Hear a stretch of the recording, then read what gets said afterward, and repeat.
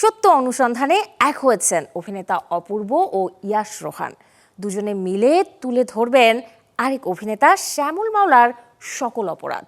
দর্শক, এমনটা দেখা যাবে হইচইতে সদ্য স্ট্রিমিং হওয়া ওয়েব সিরিজ হেডলাইনে। সিরিজের গল্প এগিয়েছে দুজন ক্রাইম রিপোর্টারকে ঘিরে, যে দুটি চরিত্রে অভিনয় করেছেন অপূর্ব ও ইয়াশ রোহান। দৃশ্যপটে অপূর্ব একজন অভিজ্ঞ সাংবাদিক এবং জুনিয়র রিপোর্টার হিসেবে সাথে দেখা যাবে ইয়াশ রোহানকে। আর শহরের কুখ্যাত সন্ত্রাসীর ভূমিকায় নেতিবাচক চরিত্রে আছেন অভিনেতা শ্যামল মাওলা।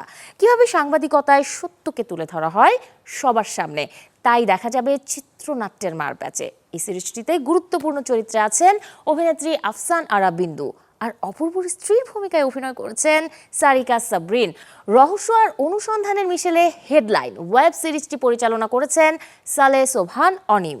Headline is such a project যেটার জন্য একজন অভিনেতা অনেকদিন ওয়েট করে তার ক্যারিয়ারে, এবং আমি অনেকদিন ওয়েট করেছিলাম এরকম কিছু একটার জন্য। আমাদের স্ক্রিপ্টিং থেকে শুরু করে আমাদের শুটিং সবই আসলে খুবই এক্সাইটিং এবং ইন্টারেস্টিং একটা সময় কাটিয়েছি।